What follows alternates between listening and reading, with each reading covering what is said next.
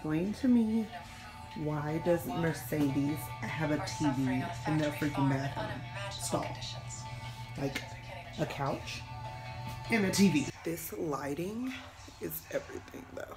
So I've been at the Mercedes dealership for about 3 hours. He said my car is just drying off, so it should be done soon.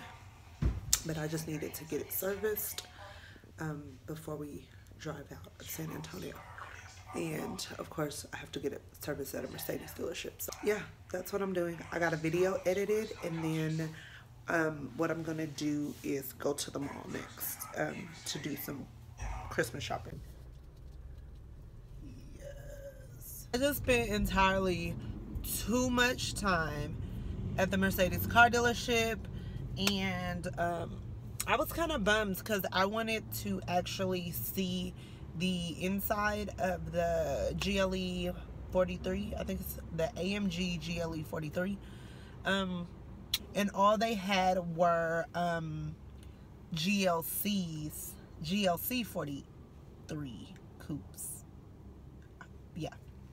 So I was pretty bummed, but I seen somebody was getting a G-Wagon delivered. I was like, that's gonna be somebody's Christmas gift, and they're gonna be hype as shit. So yeah, even though both of those vehicles, a GLE 43 and a G-Wagon, is out of my price range, I still like looking at them. I was watching the news and they said that the cedar is not high, but hunty, let me tell you, I feel like they're lying, because when I start doing all this sneezing crap, it's because the cedar is so high. Goodness. Let me get over here in this lane. But yeah, so okay, I said okay. Finally my little service light is off. Well, it's not a service light, it's like a service reminder. Like, it'll tell you your service was due past 60 days. Oh no, I didn't want to pay that price, but now that I'm moving, I didn't have no choice but to pay for it. So but it's good to like get your oil changed. I got my tires rotated. I got all of my important things done, I guess. I don't know. I just told them to give me the basic service. Don't come back telling me that anything is wrong with my damn car, which they didn't. Just do what you're supposed to do. So now I'm about to go to the mall and do some Christmas shopping. My boys do watch my vlogs, so I will not be able to show you guys what I get at the mall. But since I'm already over here by North Star, I'm gonna just go over here, which I know is probably gonna be freaking chaos. The frustration that I just encountered in the mall, oh my gosh. So the things that my kids actually wanted were not available. So kids, if you're watching this, shopping is a lot easier when your kids are with you. My kids are very particular about certain things, but some things they really just don't really even care about. But just say that this shopping trip was very frustrating. I didn't get anything for myself, which I'm proud of myself. Pat on the back. I've actually went like 2 months without buying makeup, so I'm also very proud of that. But I'm looking for this little bag place. My friend told me she got this cute little backpack purse somewhere by by North Star Mall, but I don't know which side it's on. Y'all, let me tell you about this blueberry lemonade from this Italian stand in the mall. It's so good, sis. And it actually like has blueberries in the bottom of it. It's so good. It's like life. So it's been a couple of hours and I can finally like get my thoughts out and get myself together. I'm done crying. So basically I fucked up my Mercedes. Like, for real. It is in the shop. Mind you, the beginning of this video, I was getting it serviced. I just spent $500 getting a regular service. So not even an hour after my service, it gets fucked up. So I'm very pissed. And but I am, more importantly, I am glad that I am okay. At the end of the day, a car is very materialistic. It is a replaceable item. I am not. So let me tell you guys what happened. So I'm driving down San Pedro. If you are from San Antonio or you're familiar with the San Antonio area, you know where San Pedro is. So I'm driving down San Pedro. San Pedro is a total of 4 lanes, 5 lanes if you include the merge lane. So I am in the left lane. No, I am in the right lane. I started off in the right lane. So I'm in the right lane and I'm heading, I guess that is south. Yeah, I'm heading south. And it's very busy as usual. And there is a white old pickup worker's truck. The back of it is full of shit. And I am like, okay, let me get from behind him because shit is like everywhere in that truck. So then stuff starts flying out of his truck. I didn't know what it was, but all I was thinking in my head, I was like, oh my gosh, he's going to crack my fucking windshield. So my Mercedes sits super, super low. I have low pros, and my car just generally sits low. If you look at my car video where I show you my Mercedes, or if you just look up a Mercedes CLA 250 Coupe, you will see how low it sits to the ground. So it's very low.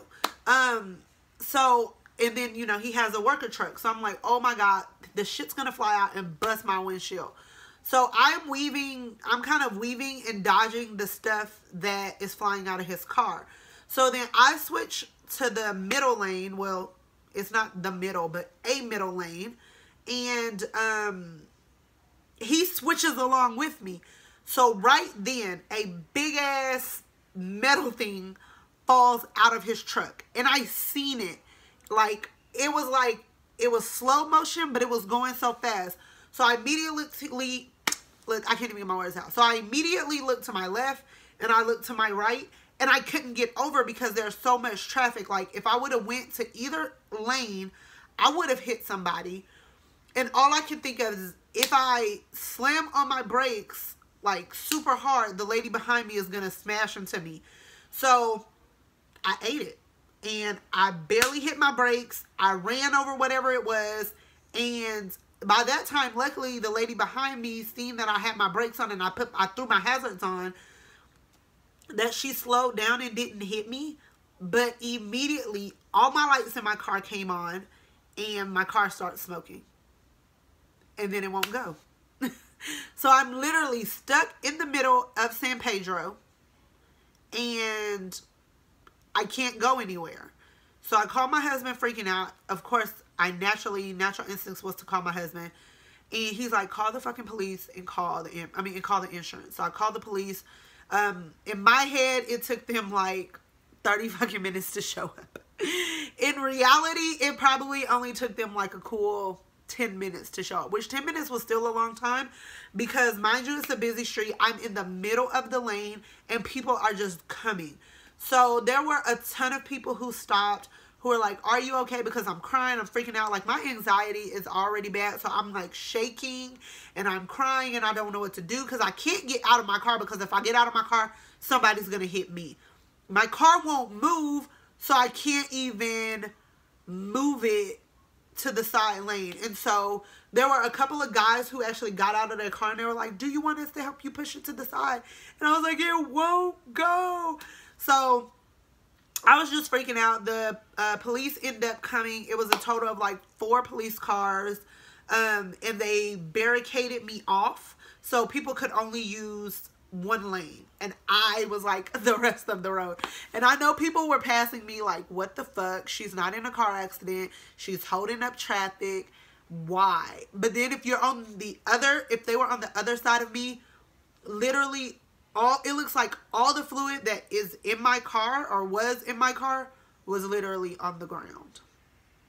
So the police officers start picking up nuts and bolts and other car pieces out of the road so that other people wouldn't hit it.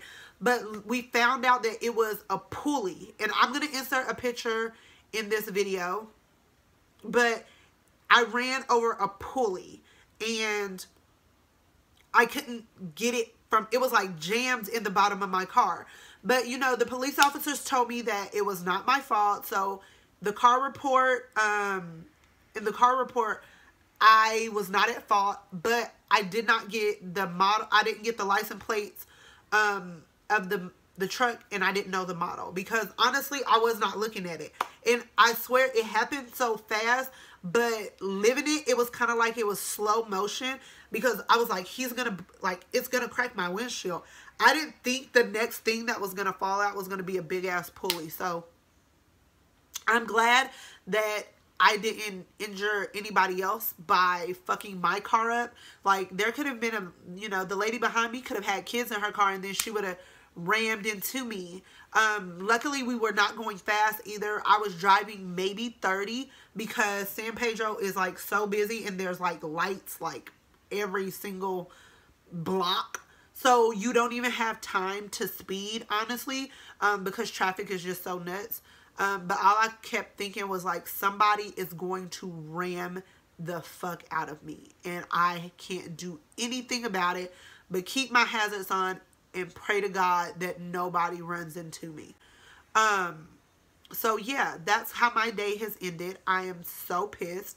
I have no idea if my car is totaled or not, because I don't know the extent of my engine damage. I don't know what's gonna happen. Hopefully, I'm praying that it's something minor, like just my my oil gasket. I think that's what my husband said that it's called. I could be all wrong, but I'm hoping that it's something minor, like just what contains my oil. It was right after an underpass. Oh my God, guys. I just kept, like, I'm so thankful that nobody ran into me and that, like, damage-wise to the exterior of the car, nothing is wrong. But when you have under the hood issues, that can create a lot more issues. I'm still supposed to move out of Texas Tuesday. Today's Thursday. I don't think that's gonna happen. I don't know. We'll figure something out. My husband was pretty pissed, but it was nothing that I can do. I could either hurt somebody else in the process. I just happened to be at the wrong place at the wrong time, and all I know, I thought somebody was gonna run into me. I thought my car was gonna fucking blow up. I was just like, please God, don't let me die. That's all I could think. And some people might be like, you're being dramatic. No, when you're sitting in the middle of fucking busy ass traffic and you cannot, you're basically vulnerable. Sitting there in the middle of a busy road, you honestly have no control over what other people do. And I was like, somebody's going to be texting and driving and not paying attention and don't see that I'm stopped dead center in the middle of the road, and I'm going to turn around and they're going to be in my back seat. Luckily, that didn't happen. All I can do is wait until tomorrow. The insurance adjuster is going to go look at my car. They're going to see the extent of the damage. They're going to see if it is something that can be repaired.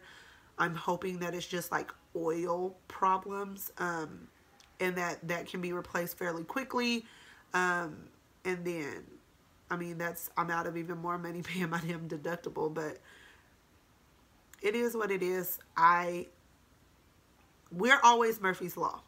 I tell people that all the time. What can go wrong will go wrong with my family. Like, nothing ever goes according to plan. And this is just another example. Literally, we are supposed to move in what? 5 days? Thursday, let's see, Friday, Saturday, Sunday, Monday, Tuesday. 5 days. And my car's in the shop.